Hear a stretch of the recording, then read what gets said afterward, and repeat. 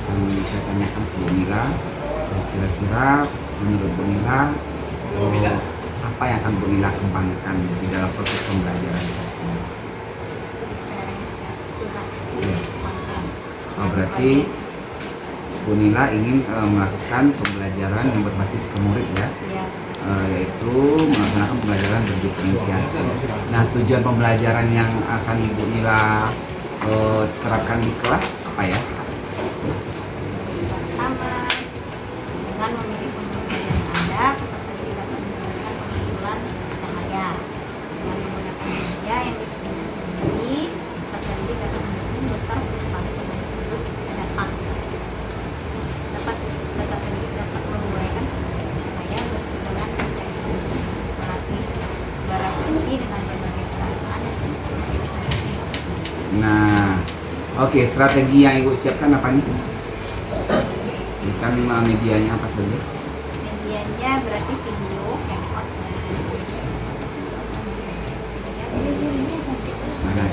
Oke, baik, berarti Ibu ini akan fokus ke pembelajaran berbasis diferensiasi konten ya. Berarti Ibu sudah siap ya dengan itu. Oke, setelah ini kita akan coba langsung masuk ke kelas bagaimana proses pembelajaran yang Ibu laksanakan dan kita akan sama-sama belajar. Terima kasih ya Bu ya. Assalamualaikum warahmatullahi wabarakatuh.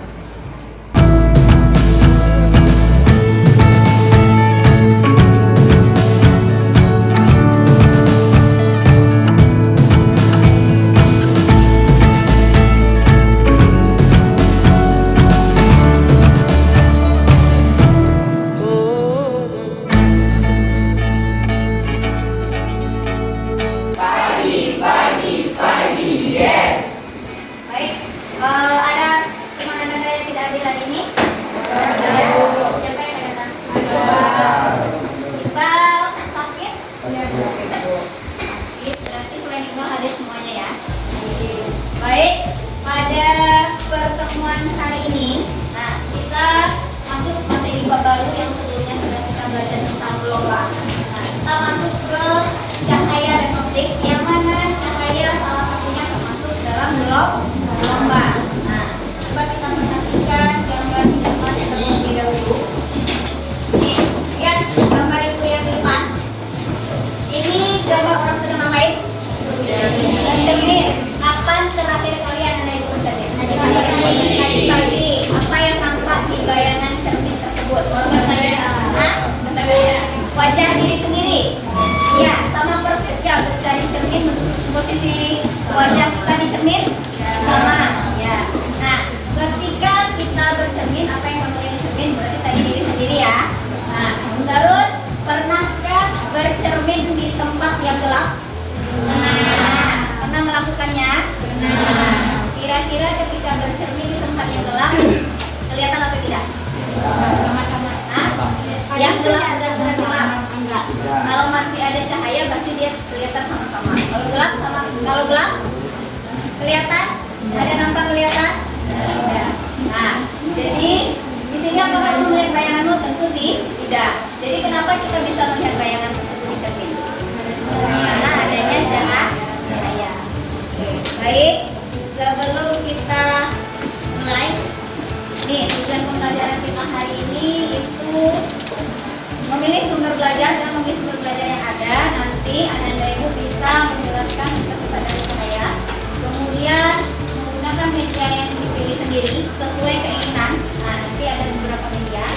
Terus bisa menghitung besar sudut pantul dari suatu sinar data. Nah, sampai nanti kita menganalisis struktur pemantulan cahaya serta mempraktekkan bagaimana pembuktian dari hukum pemantulan cahaya tersebut. Nah, sebelum kita mulai selanjutnya,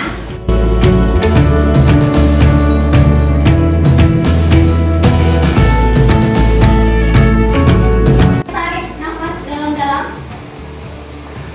Tarik nafas dalam-dalam, pejamkan matanya. Pejamkan matanya. Tidak ada yang mengikutinya dengan serius, ya. Tenang, serius, pejamkan mata dalam-dalam. Ya. Tarik nafas ya.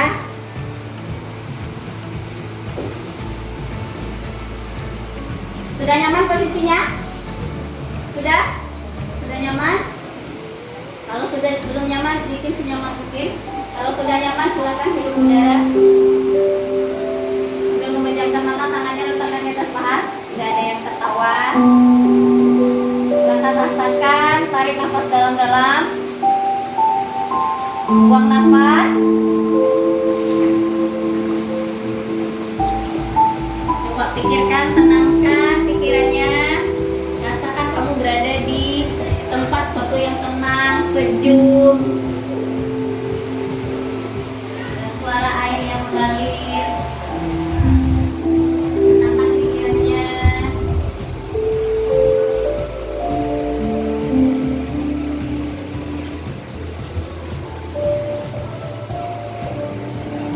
Tarik nafas dalam-dalam lagi. Akan hirup nafas. Lepaskan.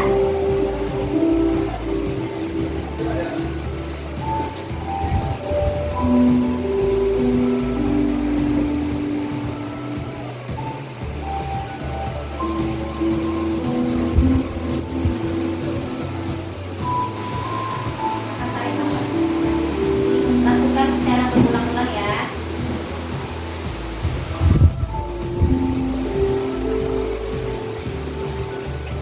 Saatnya tadi ketika pikirannya tenang, terbawa suasana alam di mana ada yang bisa mengungkapkan bagaimana perasaannya ketika kita tadi diam sejenak, hening, tanpa ada suara. Boleh siapa yang berani?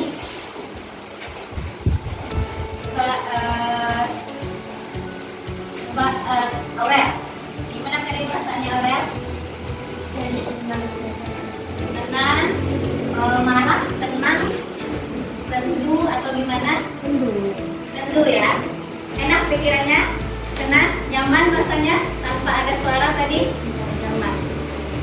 Coba yang dari yang laki-laki, coba Ali, coba gimana rasanya tadi? Nyaman ya? Nyaman. Nyaman ya? Jadi kalau suasananya hening, nah tadi nyaman ya. Sebelum kita mulai belajar di suasana pagi yang indah ini, yang cerah, terbawa suasana gemericik air tadi ya. Berasa di mana kita tuh? Berasa di pegunungan ya?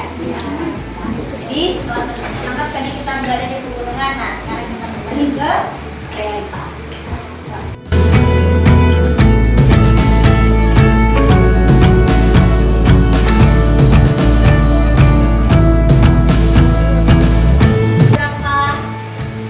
Media pembelajaran, yaitu ada berupa video dan ada berupa bahan ajar.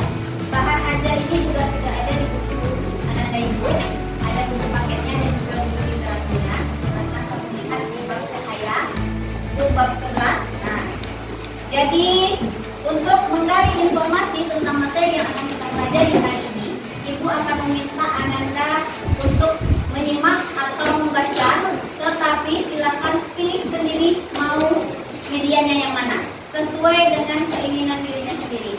Kamu butuhnya yang mana? Apakah video, apakah bahan ajar? Nah, silakan nanti videonya ibu putarkan. Yang mau membaca silakan, yang mau menyimak video nanti silakan disimak videonya. Yang mau membaca buku bahan ajarnya silakan membaca buku bahan ajarnya. Jangan lupa sediakan catatannya.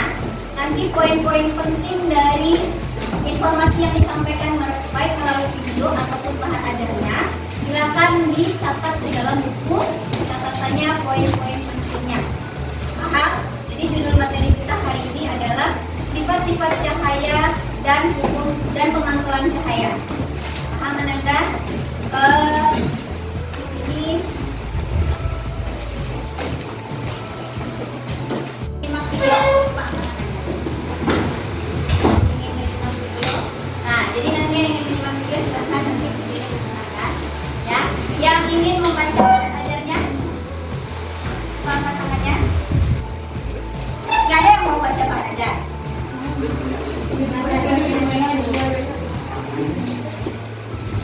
Disimak dengan seksama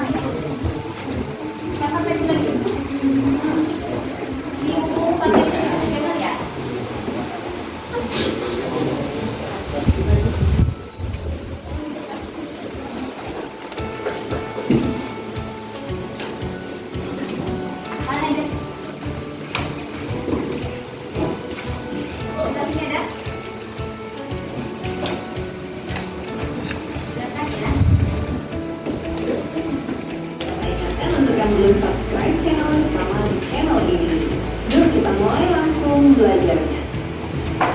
Kita sebetulnya sudah belajar mengenai cahaya dari SD. Nah, ingatkan kalian apa itu pengertian cahaya? Cahaya adalah suatu energi yang berupa gelombang elektromagnetik. Cahaya sendiri tidak memiliki wujud, tidak dibentuk, namun cahaya. Jangan lupa siapkan catatannya. Selama tidak memiliki wujud, maka kita tidak bisa menyentuh atau memegang cahaya. Tetapi cahaya membantu kita untuk melihat benda-benda di sekitar kita. Cahaya memiliki beberapa cahaya dapat merambat membentuk garis lurus. Apa buktinya cahaya dapat merambat lurus? Nah, perhatikan ilustrasi berikut ini. Pada ilustrasi di bawah ini, sumber cahayanya adalah api dari lilin. Jika antara api lilin tersebut dengan mata manusia terdapat 3 dimensi dan lilin yang tersebut berubah dengan posisi yang sama membentuk garis lurus, maka mata manusia akan melihat api dari lilin tersebut. Hal itu membuktikan bahwa contoh pemantulan gaur adalah pada saat kita bercermin atau melihat bayangan kita di permukaan air yang bergelombang. Berikutnya kita akan membahas hukum Snellius pada pemantulan cahaya. Perhatikan ilustrasi berikut ini. Sinar datang atau insiden ray akan menghasilkan sinar pantul atau reflection ray. Di antara sinar datang dan sinar pantul ada garis normal yang tegak lurus dengan bidang pemantulan. Bunyi hukum Snellius 1 adalah sinar datang, sinar pantul, dan garis normal terletak pada satu bidang datar. Berikutnya, hukum Snellius 2. Perhatikan hukum Snellius 2 pada pemantulan cahaya berikut ini ya. Antara garis normal dan sinar datang membentuk sudut datang atau I. Sudut datang adalah sudut yang terbentuk antara sinar datang dengan garis normal. Sementara antara garis normal dengan sinar pantul terbentuk sudut pantul atau R, yaitu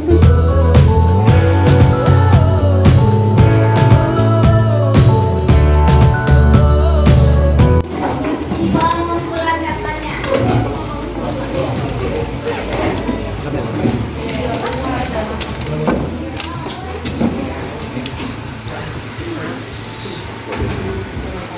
Kalau satu orang pengumpulan kelompoknya,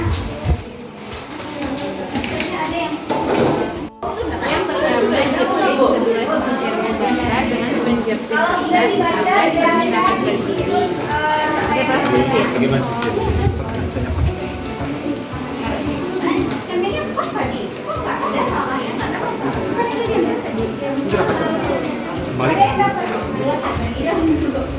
Oh, lagi waktu ini mau lagi.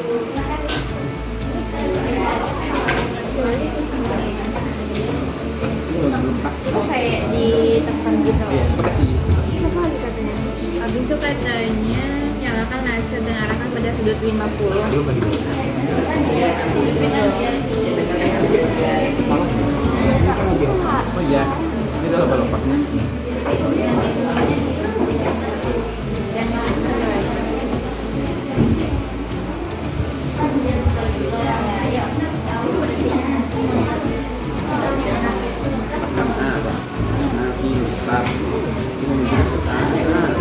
Balik kita. sudut 50. Masih 50. Enggak sudah. Mana mantulannya?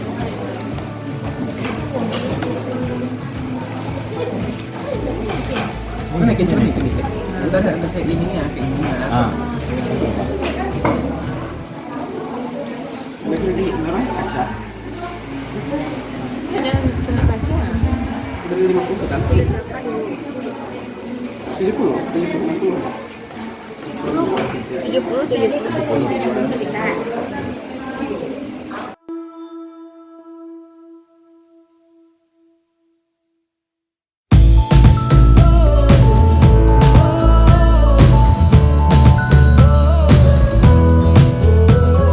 Assalamualaikum warahmatullahi wabarakatuh.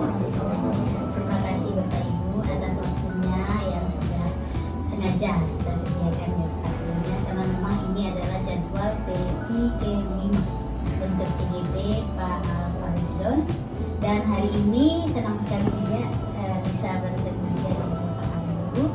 karena ada hubungannya kehadiran Bapak Ibu guru hari ini dengan kegiatan PI kita.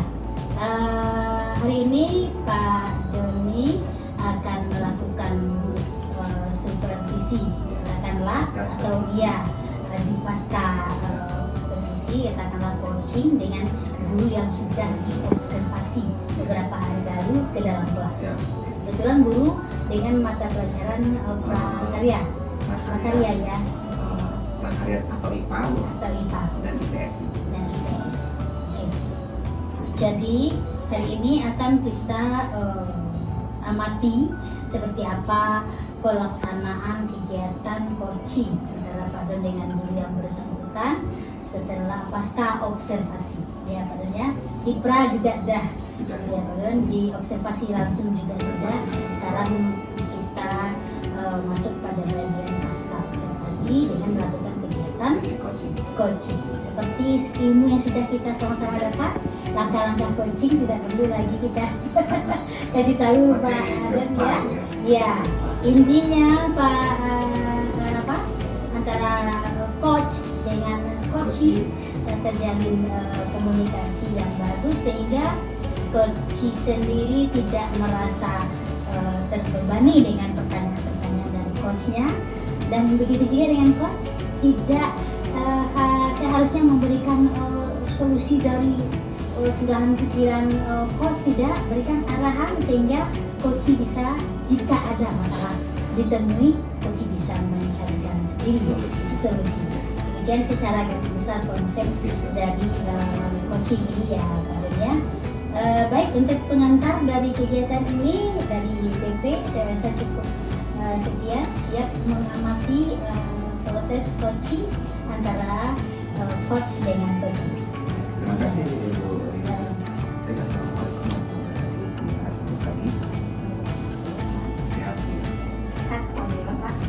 Mana ini kalau kita melaksanakan supervisi kelas, apa yang mau kita rasakan saat ini? Yang dirasakan setelah supervisi yang dilaksanakan kemarin, dapat ilmu baru, kemudian hal yang belum pernah dicoba sebelumnya pas supervisi dilakukan kemarin, sesuatu hal yang baru, dan dapat ilmu baru juga Pak. Kemudian membuat suasana kelas menjadi lebih kondusif, lebih nyaman, dan anak-anak juga rileks dalam belajar. Berarti ini dari wajah-wajahnya kelihatan bahagia sekali ini nampaknya ya Bu Nila ya. Baik Bu Nila, Bu Nila tahu ya tujuan kita hari ini untuk melakukan kegiatan pasca supervisi atau pasca observasi dengan teknik coaching. Nah sekarang saya ingin menanyakan sama Bu Nila, setelah Bu Nila lakukan proses perubahan di kelas sesuai dengan langkah-langkah perubahan yang Bu Nila tampilkan di APP Bu Nila dan tekniknya sudah Bu Nila terapkan di kelas, kira-kira ini dari 1 sampai 10 keberhasilannya sudah berapa besar?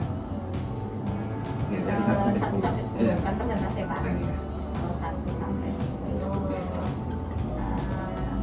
tantangannya mungkin 80. Udah 8,5 ya. Berarti sudah 85% kalau kita presentasikan. Ini luar biasa sekali ya Bu. Saya ingin menanyakan kira-kira kekuatan apa ini yang membuat Ibu bisa mencapai angka 8,5 tersebut dari semua proses pembelajaran yang dilakukan. Kekuatan apa yang Ibu miliki kira-kira itu makanya 8,5 kan yang telah berhasil dilakukan. Kemarin saat proses pembelajaran Pak yang dicoba kan sebelumnya mungkin belum pernah memakai seperti mindfulness. Biasanya kan cuma memusatkan aktivitas saja dengan permainan bentar atau pertanyaan. Tapi kemarin itu pas dicoba diberi mindfulness duluan, jadi siswa kayaknya merasa lebih nyaman, tenang sebelum mulai pembelajaran. Kemudian juga kemarin itu sempat menggunakan beberapa media yang biasanya mungkin cuma medianya itu buku sambil belajar keseringan Pak, kebiasaan. Tapi kemarin itu karena menggunakan media yang berbeda, jadi siswa terlihat cukup tertarik dalam proses pembelajaran. Oke, dari proses PBL yang Ibu lakukan, kira-kira hambatan-hambatan yang masih dihadapi apa saja? Hambatan yang masih dihadapi mungkin karena satu, ini memang baru pertama kali dilakukan. Dari sisi siswa sama guru mungkin belum terbiasa dengan cara yang seperti itu, tapi cukup menarik kemarin Pak, karena membuat suasana kelas menjadi lebih kondusif juga dan siswa juga lebih tertantang. Cuman waktu diproses juga mungkin kalau diproses masih banyak juga siswa yang belum semuanya tergali, hanya sebagian. Mungkin karena dilakukan sering di setiap pembelajaran mungkin itu bisa meningkatkan motivasi siswa. Berarti hambatan yang itu ya, kira-kira dari hambatan itu solusi yang akan Ibu lakukan setelah ini? Sehingga mungkin di pembelajaran bisa pelan-pelan diterapkan kembali, kemudian lebih menggali potensi siswa supaya siswa lebih berpikir kritis dan bisa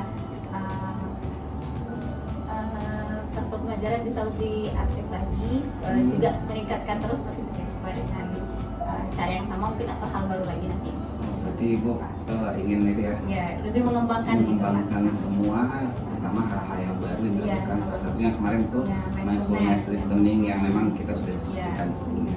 Itu luar biasa sekali Ibu Nila. Mudah-mudahan ini bisa menjadi kontinuitas yang luar biasa dalam pembelajaran Ibu Nila. Nah, dari hal-hal yang kita bicarakan tadi itu, rencana apa lagi yang akan Ibu Nila lakukan ini setelah kita terapkan kemarin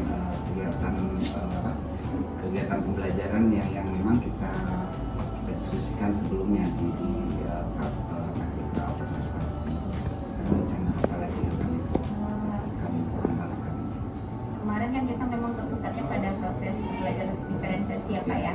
Di waktu pas pembelajaran observasi kemarin, pas supervisi itu belum semua konten yang bagian diferensiasi yang bisa terlaksana. Kalau untuk konten sama proses mungkin udah terjalan, cuman prosesnya mungkin juga belum semaksimal mungkin kemarin Pak.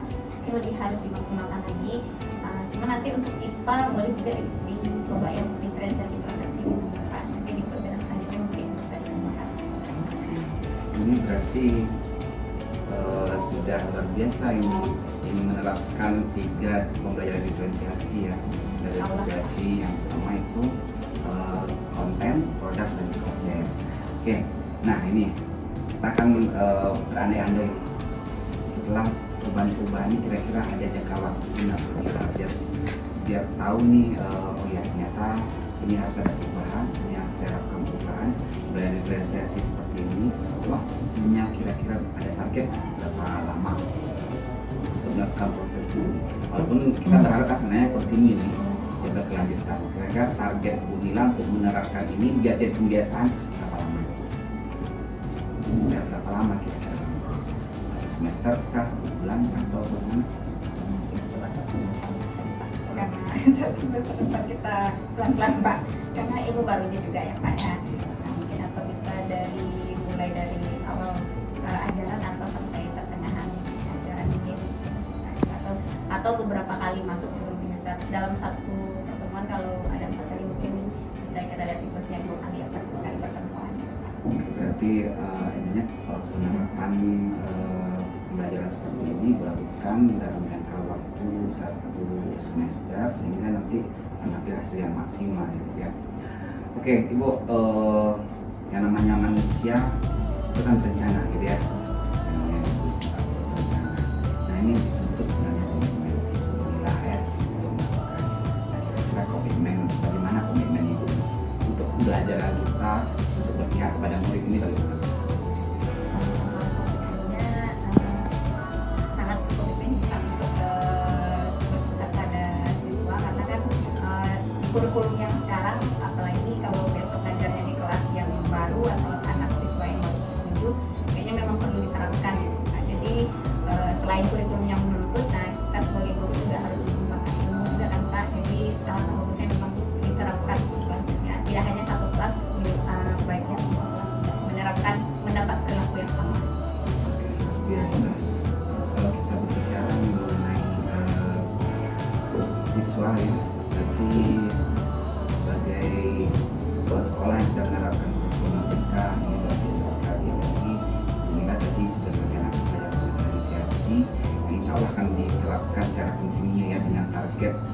pencapaian yang luar biasa 6 bulan.